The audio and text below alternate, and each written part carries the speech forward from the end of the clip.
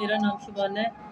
मेरे 4 बच्चे ने। एक बच्चा माजूर 7 साल का बच्चा माजूर ते मियाँ मेरा सब्जी बेचदा तां कोई शाम तक कोई दाल रोटी बनदा है। किराए दा मकान है ते बड़ा औखा गुजारा है। महंगाई दे दौर च मुश्किल हालात च बड़ी मुश्किल हो जांदा है इस माजूर बच्चे दी खुराक पैंपर नरम गज़ा क्योंकि कोई चीज़ और खा नहीं सकदा। एह्दे खर्चे नहीं पूरे होंदे दूसरे की पालन कोई पैंपरां दा नहीं कोई आसरा नहीं है।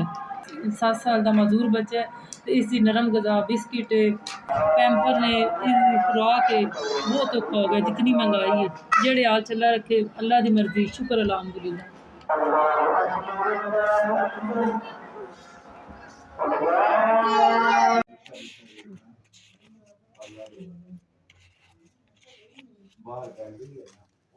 जी बड़ी मेहरबानी तुसीं मेरे बच्चे वास्ते इतना कीता है खर्चा भेजा 5000 रुपया बड़ी तुहाडी मेहरबानी तुसीं इन्ना कीता वे अल्लाह तुहाड़ा भला करे अल्लाह चोखा दे जे मैं हुण अपने बच्चे वास्ते दी कोई नरम गज़ा कोई पैंपर शैंपर लेई लवां दी कोई दवाई दारू घर लवां दी भला होवे तुहाडा मेहरबानी अल्लाह तुहानू चोखा देवे जेह्ड़ा तुस माड़ियां दी मदद करदे हो मेरे माजूर बच्चे दी मदद कीती जे बड़ी मेहरबानी जी मेरे माजूर बच्चे वास्ते 5000 रुपया भेजने दा बड़ी मेहरबानी अल्लाह तुहाड़ा भला करे।